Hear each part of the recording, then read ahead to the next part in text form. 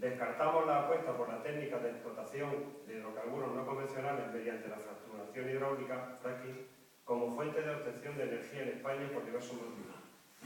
Los evidentes impactos y riesgos medioambientales, la escasez de yacimientos disponibles en nuestro territorio y la baja rentabilidad económica de las posibles explotaciones con las técnicas actuales. Eso lo incluyen en sus páginas 308-309.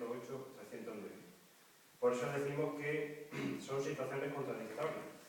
Mientras en el programa electoral sí recogen una postura aparentemente contra la fracturación hidráulica, en manifestaciones públicas y en actuaciones muestran todo lo contrario. En cuanto al Partido Socialista Obrero Español, ha tenido diversas actuaciones, algunas de ellas en contra del fracking, pero otras, si no abiertamente a favor del fracking, sí favoreciendo situaciones de riesgo de que se pueda realizar la fracturación hidráulica. Ponemos como ejemplo que firman el compromiso para la prohibición del fracking en España en el año 2014 y además lo han ratificado en el 2015. Y aunque es responsable, sin embargo, de la concesión de la mayoría de los permisos del fracking que existen en el Estado español durante su periodo de gobierno nacional. Esto comenzó con el gobierno de Zapatero. Y así comenzaron los permisos en el País Vasco, en Castilla-La Mancha, que luego han seguido distintas vías. Y aquí en Andalucía realizaron la concesión de permisos de investigación de hidrocarburos Ulises y Penélope. Eso lo realizó el gobierno socialista de la Junta. Por tanto, como vemos, hay situaciones contradictorias que no se entienden, que por un lado existan firmas de compromiso para la prohibición del fracking a nivel nacional y, sin embargo, actuaciones aquí en nuestra autonomía, por ejemplo, de la concesión de permisos de investigación que pueden desembocar en extracción de hidrocarburos, si es que en las elecciones generales pues gana alguno de los partidos que hemos visto que sí que pueden apoyan esta técnica, como de extracción de hidrocarburos, de combustibles fósiles.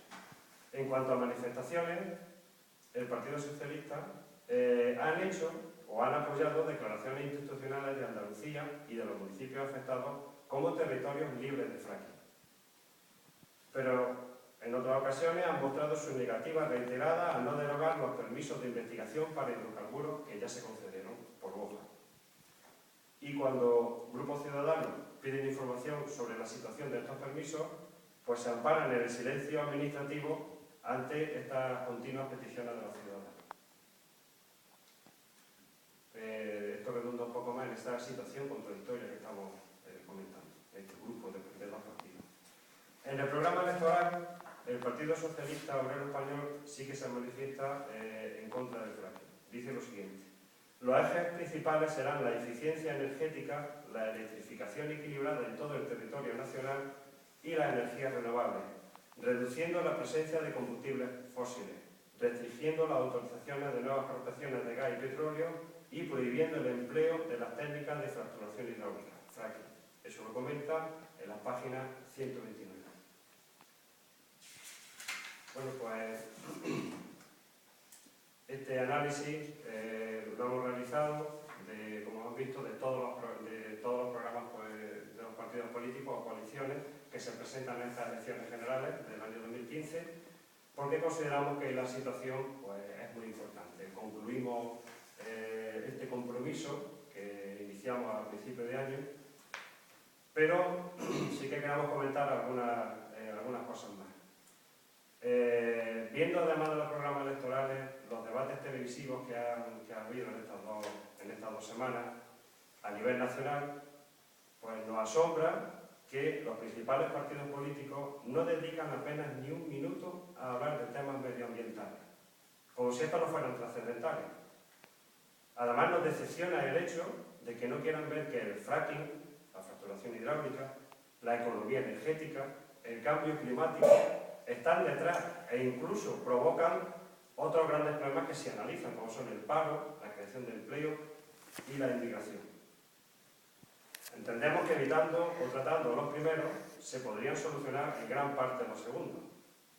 Incluso los mismos medios de comunicación a nivel nacional escasamente tratan la problemática de la fracturación hidráulica y sus riesgos. Pero a los ciudadanos de Jaén esto nos pilla de lleno, nos afecta. y nos afecta muchísimo. E incluso a nivel internacional tenemos que reflexionar también sobre la conclusión de la Cumbre del Clima de París, que como ya saben ha terminado este fin de semana. Estos temas que hemos comentado, los temas medioambientales, son temas que a nivel internacional por fin, y por las grandes potencias mundiales, han sido reconocidas internacionalmente, indiscutiblemente, como la base del eje sociedad-economía. Tanto es así que incluso no se propone, no solamente se ha hablado de las posibles soluciones al cambio climático, sino que se habla de países afectados y de qué se va a hacer para compensar a esos países afectados. Luego, estos problemas no hay que aparcarlos o ponerlos en paralelo con los otros, sino que es que están totalmente unidos. Aquí hay una organización, como ya he dicho, vertical, jerárquica, en la base, están en la base, no hay que tratarlos de manera distinta. Y es por eso que nosotros, esta plataforma, este grupo ciudadano, muy preocupados con esta situación y con la situación del fracking que puede afectarnos aquí en Andalucía, en España, en Joda y Jaén, pues hemos presentado este análisis de cómo se tratan estos temas en los programas electorales de cada partido político o de cada coalición. Y lo hacemos desde un grupo de ciudadanos, no de políticos, sino desde un grupo de ciudadanos verdaderamente preocupados de forma reflexiva y totalmente objetiva. Y una vez más queremos insistir que creemos que este criterio, esta situación que hemos analizado y estas conclusiones a las que hemos llegado, sí que deben de tener un peso muy importante, si el más importante, en la decisión, a la hora de tomar la decisión para depositar nuestro voto el día 20. Creemos que estas elecciones generales nos jugamos mucho y podemos evitar muchos de los grandes problemas que sí que nos afectan de lleno a la sociedad granadinense. Paro, etc. Y para terminar, si me dejan, concentrarme con la damos por concluida la rueda de prensa. No sé si mi compañera me va a añadir algo. Conforme hablabas, tenía un poco las ganas de hablar. No sé si cansar o no cansar. Bueno, entonces ya sí canso un poco.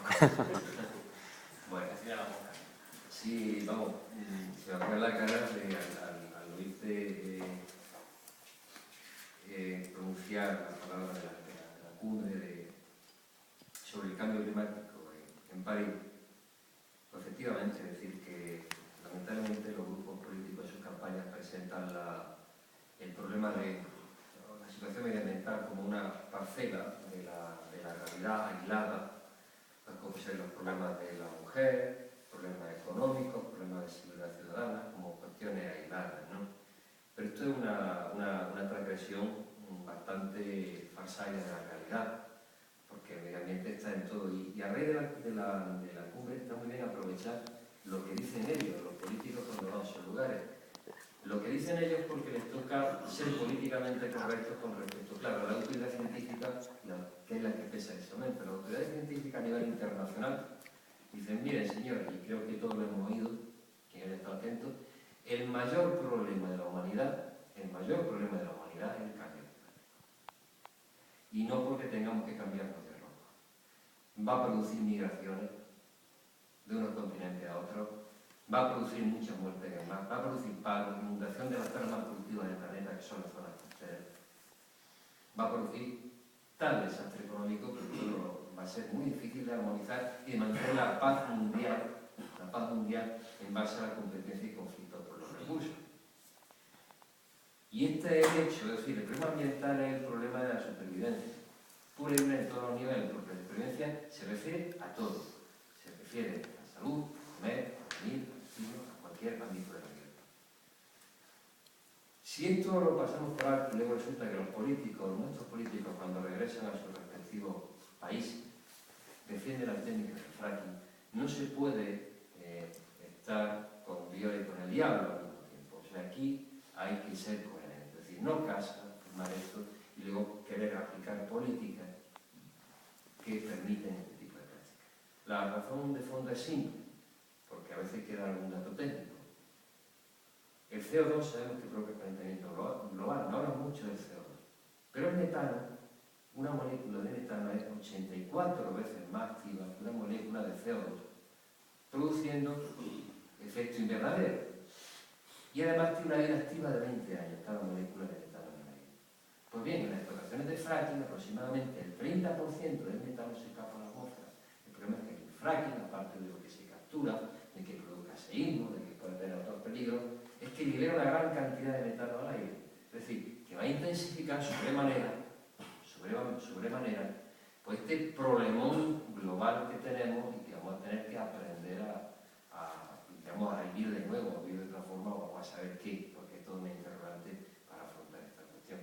Y perdonadme, porque sabéis que me dan ganas de hablar sobre el libro, pero este es como el que ya está, que se vive y ya está, y se dice. Una única cuestión, preguntar en qué punto están esos permisos, porque ya ustedes incluso en su día me van a permitir, llegamos a decir que prácticamente estaban los camiones ahí para hacer fracking. ¿Ha habido alguna novedad? Los permisos,